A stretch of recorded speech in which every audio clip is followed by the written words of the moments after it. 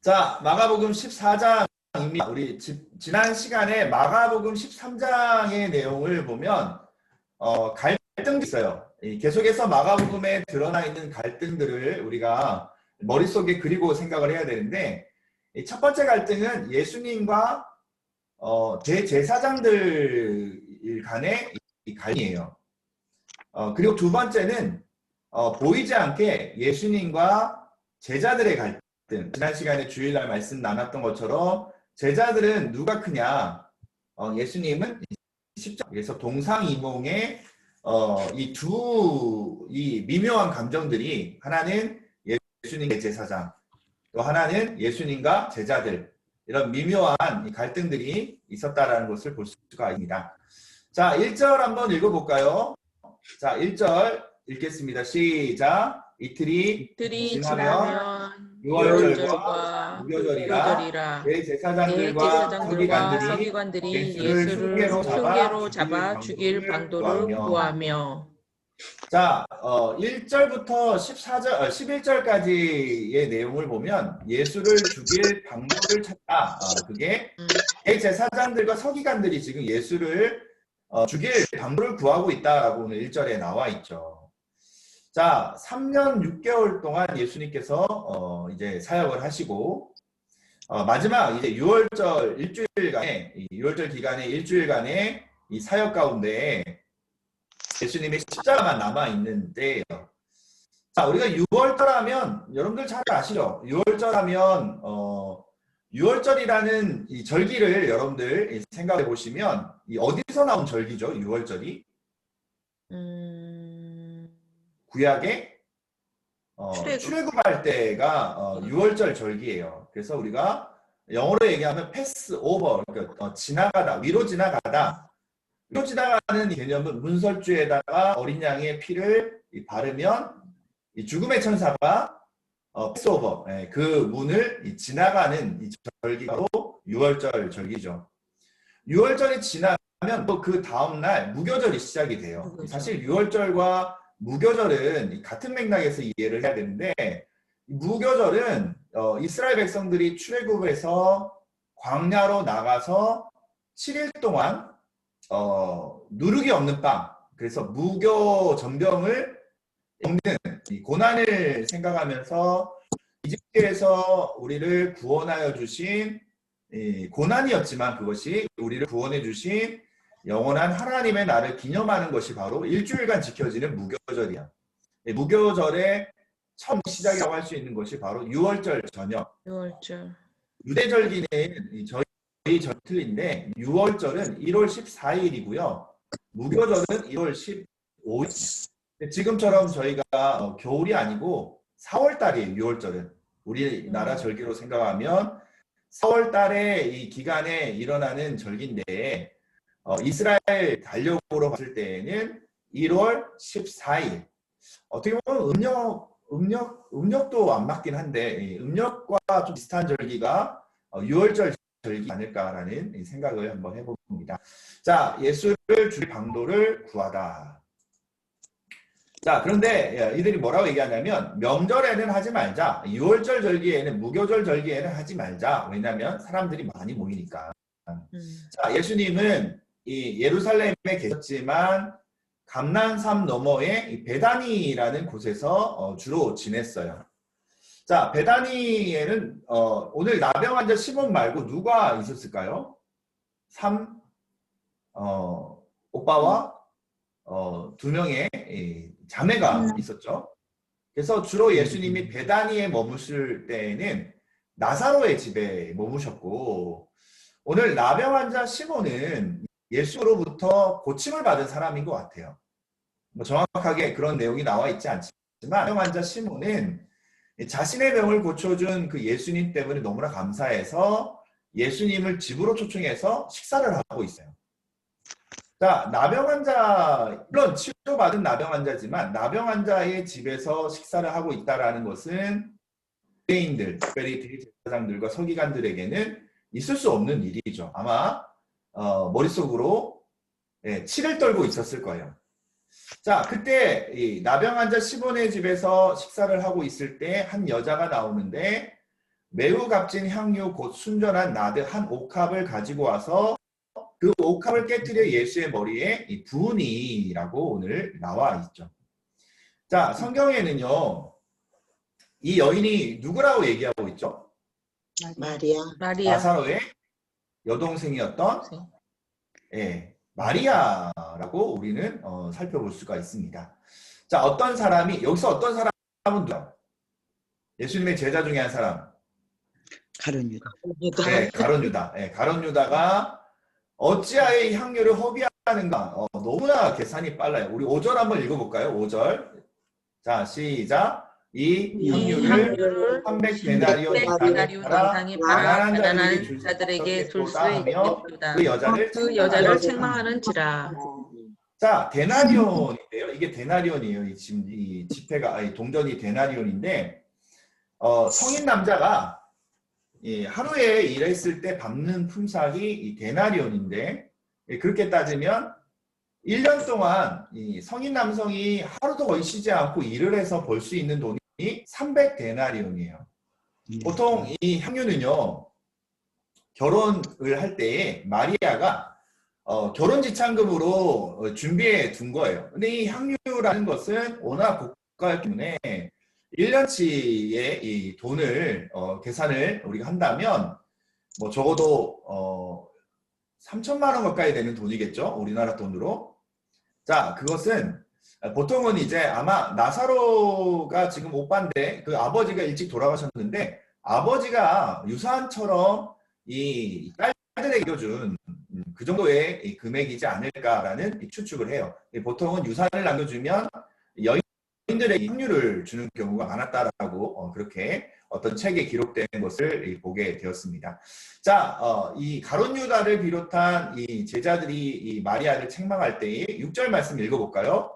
자, 예수께서 이르시되 가만 두라. 너희가 어찌하여 그를 괴롭게 하느냐. 내게 좋은 일을 하였느니라. 자, 요한복음이나 다른 성경에는 이 마리아의 일을 뭐라고 그러죠? 예수님의 장례를 준비하였다라고 하고 있어요. 그래서 예수님은 예수님의 장례를 준비하고 그 예수님이 나오네요. 한번 읽어볼까요? 시작. 그는 힘을 다하여 내 향유를 부어 내 장례를 미리 준비하였느니라. 자, 9절 읽겠습니다. 시작. 내가 진실로 너희에게 이르노니 온 천하에 어디서든지 전파된 곳에는 여자가 행한 일을 말하여 그를 기억하리라 하시니라. 자, 어떤 분들은 이 향유 옥합을 깨뜨린 마리아의 신앙을 뭐라고 얘기하냐면 거룩한 낭비라고 얘기를 해요. 거룩하다, 낭비다 두 단어는 사실 연결되는 단어는 아니죠. 거룩, 낭비. 그 여인에게는 자신의 전부예요. 그렇지만 하나님 앞에 드려지는 이 낭비는 하나님 앞에 거룩하게 사용하셔서 온 천하에 어디서든지 복음이 전파된 곳에는 이 여자가 행한 일도 말하여 그를 기억하리라. 거룩한 헌신과 거룩한 섬김과 거룩한 믿음의 순종에 관한 이야기를 이 여인을 통하여서 얘기하고 있는 것을 볼 수가 있습니다. 사실 이 여인과 너무 대조적인 사람들이라면 제자들이에요.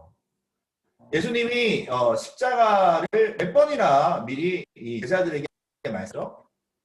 지난 시간에 3번을 이 제자들에게 이 십자가를 미리 예고하셨거든요. 근데 귀뚱도 듣지 않아요. 얘는 제자들한테 일을 하면 안 되는데 이 제자들은 예수님의 말씀을 귀뚱도 듣지 않는 거예요. 왜냐하면 자신의 머릿속에 누가 더 크냐 이 관심으로 자기가 누가 더 크냐라는 이 관심 때문에 거기에 사로잡혀서 예수님이 십자가를 3번이나 미리 예고하심에도 불구하고 듣질 않는 거예요. 근데 이 눈치 빠른 야는 예수님의 십자가를 미리 짐작을 해요. 그리고 자신의 그 십자가 앞에 자신을 구원하는 그 십자가 앞에 자신의 전부라고 할 수 있는 향유 옥합, 자신의 결혼의 지참금인 어쩌면 자신의 인생의 전부라고 할 수 있는 향유 옥합을 예수님께 깨트리는 온전한 믿음을 오늘 보이고 있다는 것을 있습니다. 자, 10절 한번 보시면 가론 유다가 나와요. 자, 밑에 작은 글씨 혹시 보이나요? 요한복음 12장 5절에서 6절. 우리 요한 12장 5절에서 6절 한번 읽어볼까요? 자, 시작. 그는 도둑이라 돈괴를 막고 거기 넣는 것을 훔쳐 가밀어라. 밀어라. 자, 요한복음 12장에 보면 요한은요 한참 후에 홀로 그 가론 유다에 관한 이야기를 기록하고 있는데 그는 도둑이라 돈괴를 막고 거기 넣는 것을 훔쳐갔다라고 기록하고 있어요.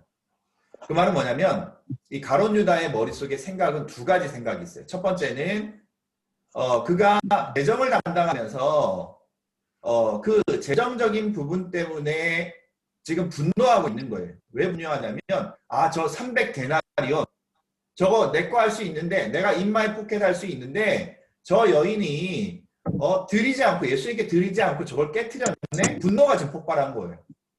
두 번째는 이런 유다는 실제로는요 우리나라로 얘기하면 독립유공자 자녀예요.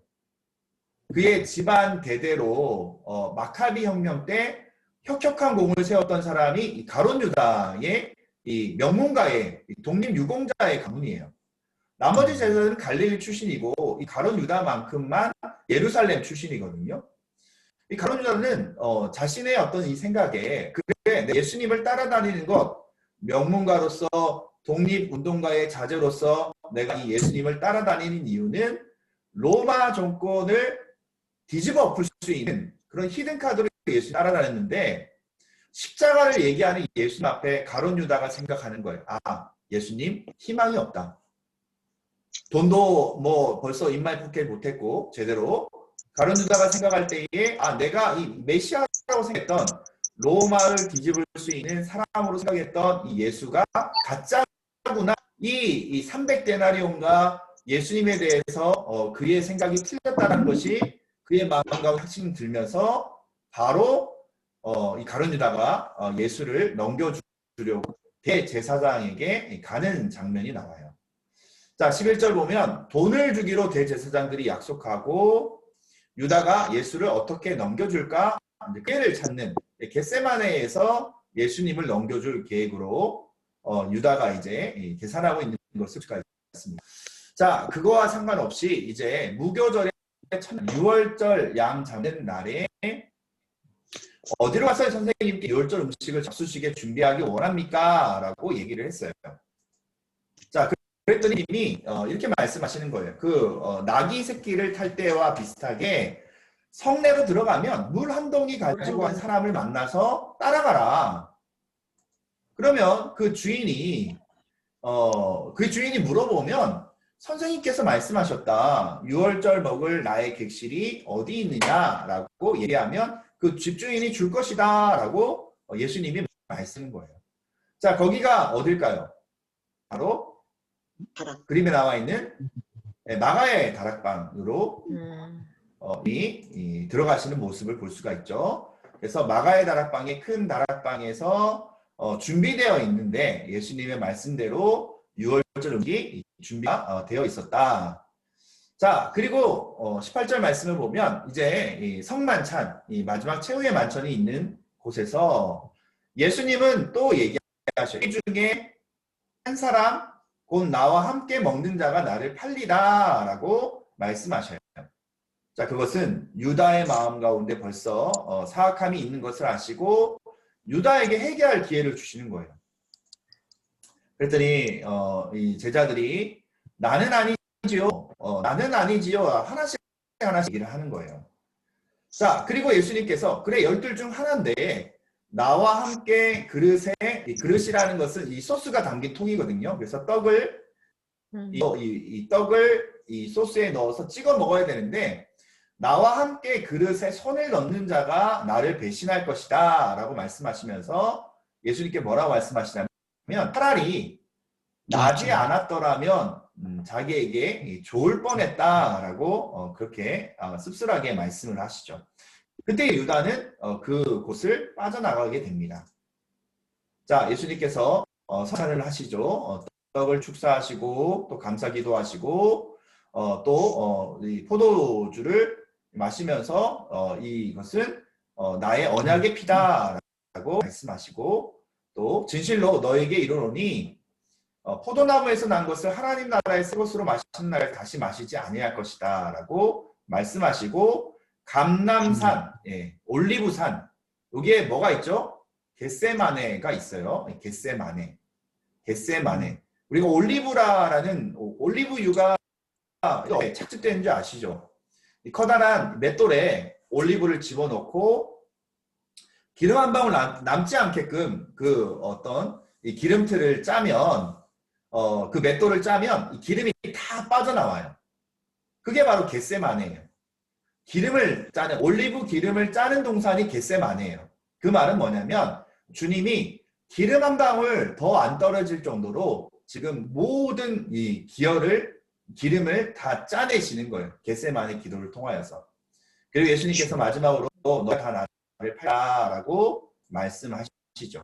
그리고 살아난 후에 부활하실 것을 말씀하시면서 너희보다 먼저 그리로 갈 것이다 라고 말씀하셔요.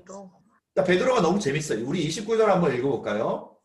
29절입니다. 시작. 베드로가 여쭤오되 다 버릴지라도 나는 그리하지 않겠나이다.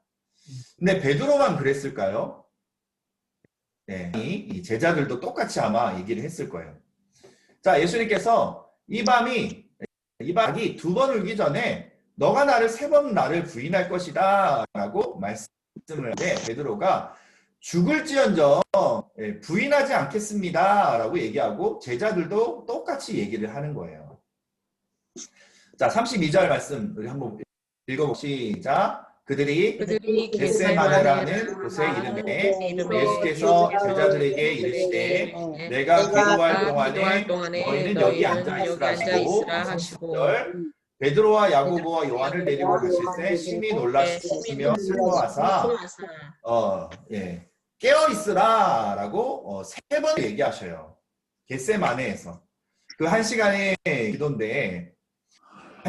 기도인데 기름을 짜듯이 이것이 자기에게 지나가기를 그렇게 기도를 하고 계셔요. 자, 36절 한번 읽어볼까요? 자, 36절 시작. 이르시되 아버지여 아버지께는 모든 것이 가능하오니 이 잔을 내게서 옮기시옵소서. 그러나 나의 원대로 마시옵고 아버지의 원대로 하옵소서라고 말씀하시죠. 자, 자죠. 제자들이 자고 있는 모습을 보시고 베드로에게 시몬아 자느냐 1시간도 깨어 있을 수 없더냐라고 또 다시 기도하러 가셔요. 자, 시험에 들지 않게 깨어 있어 기도하라라고 말씀하고 계시죠. 자, 또 기도하러 가시고 또 다시 오시니 그들이 자는 거예요. 그리고 다시 예수님은 또 3번째 기도하러 가시고 3번째 오셔서 자, 이제 그만 되었다. 때가 왔도다.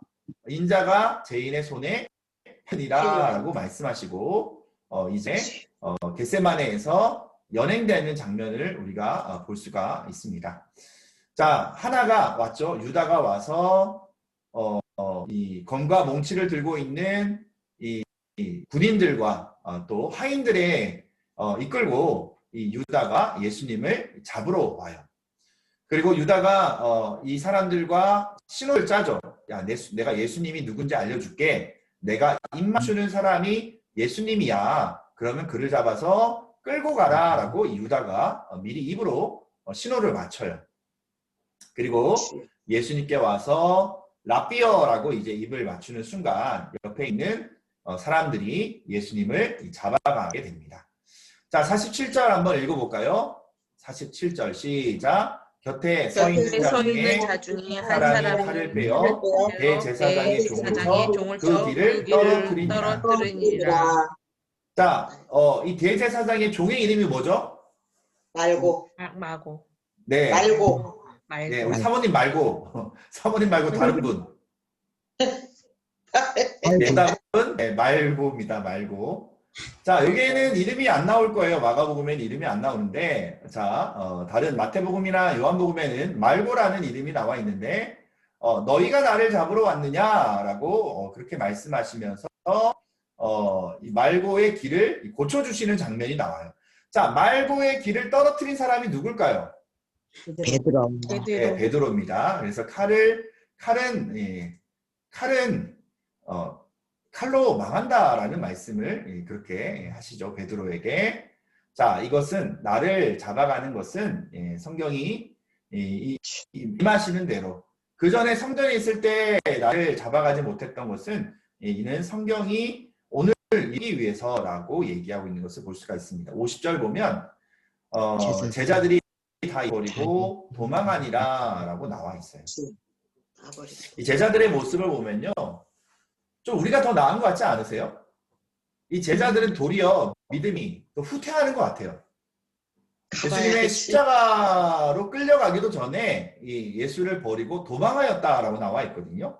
그래서 이 제자들의 모습 보면 하나님이 왜 이런 부족하고 이런 오합지졸의 이 제자들을 예수님을 통하여서 부르시게 하셨나 보면 이렇게 약하고 이렇게 보잘것없는 사람도 예수님의 제자가 될 수 있다라는 자신감을 우리에게 주시는 것 같아요.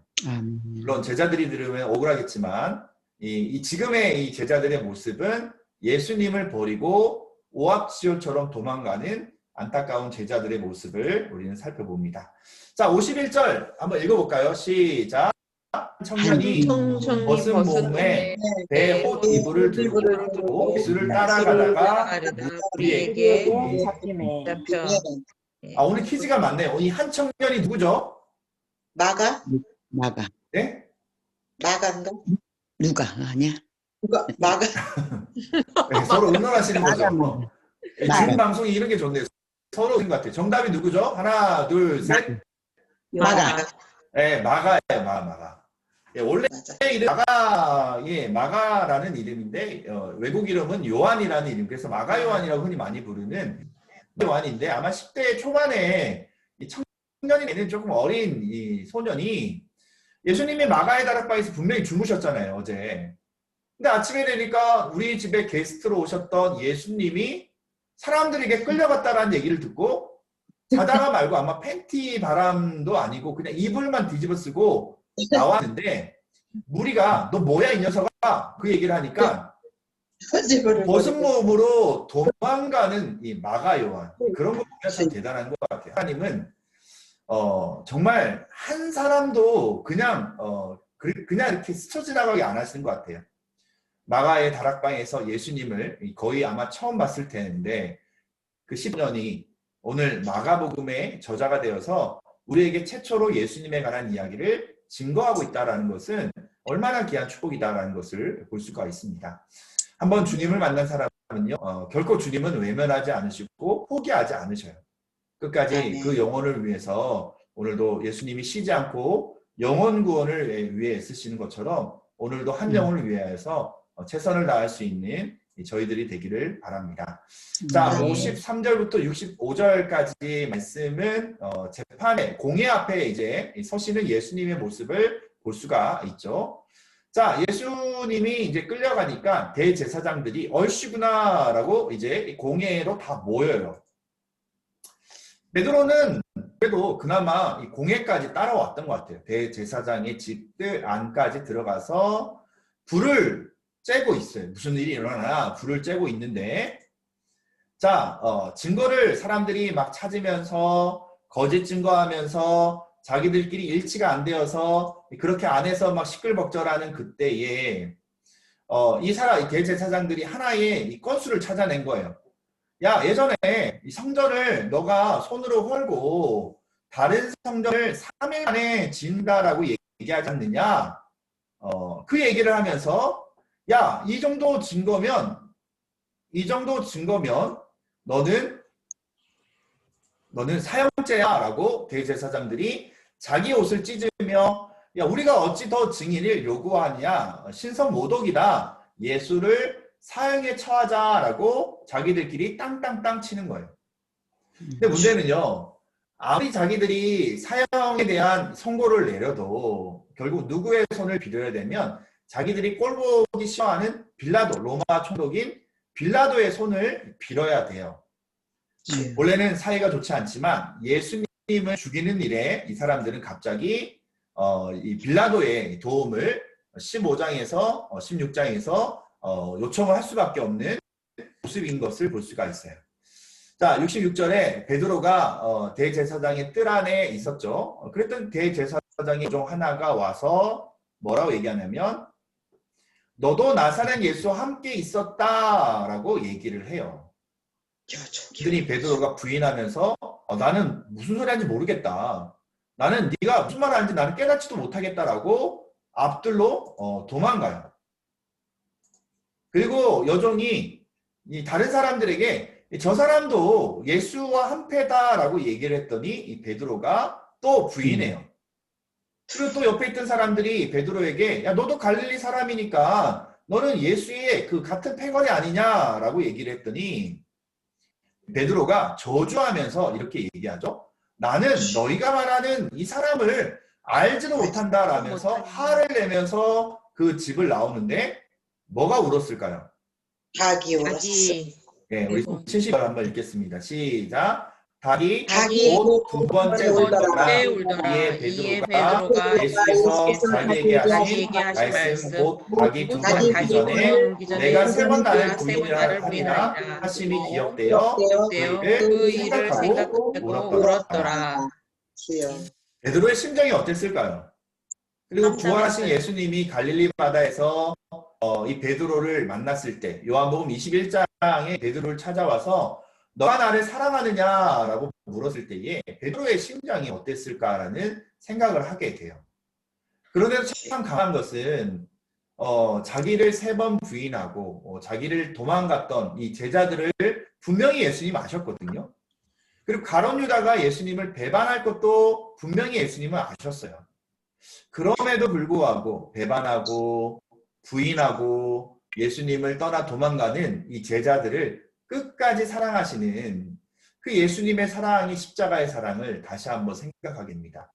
저는 예수님의 십자가의 사랑 앞에 내가 미워하고 또 내가 부담스럽게 생각하고 또 심지어 내가 거북하게 생각하는 그런 원수같이 생각하는 그런 사람들도 예수님은 우리에게 끝까지 사랑하라고 말씀하시는 십자가의 사랑 앞에 다시 한번 우리를 점검할 수 있는, 그래서 끝까지 사랑하는 예수님의 마음이 우리의 마음이 되기를 바랍니다. 아멘. 네, 오늘 여기까지 이 마가복음 14장까지 우리 72절이나 되는 긴 절인데요. 15장과 16장은 저희가 너무나 잘 아는 예수님의 십자가에 관한 이야기죠. 그래서 우리가 오늘까지 공식적으로 우리 줌으로 하는 이 성경부를 진행하고 제가 주중에 유튜브로 찍어서 주중에 화요일 정도 다시 올려드리면 저녁에 유튜브로 주에는 15장과 16장을 여러분들 보시면 됩니다. 줌으로 들어오셔도 너무나 좋지만 아무래도 많이 시간을 빼시니까 제가 다음 주에는 녹화해서 그렇게 올려드리도록 하겠습니다. 우리 사모님 너무 감사하고 우리 끝까지 남으신 분들 우리 오봉이 사님도 너무나 우리 감사합니다. 또 우리 성각수 권사님, 우리 조종희 권사님, 우리 박은혜 사모, 우리 박기숙 권사님, 우리 박신숙 집사님, 우리 박신숙 집사님은 제일 먼저 들어오셔요. 제일 먼저 들어오시는데 너무너무 감사하고 끝까지 다 참여해 주셔서 감사합니다. 우리 서로 감사할 축복의 박수하도록 하겠습니다. 네, 수고하셨습니다. 네, 감사합니다. 감사합니다.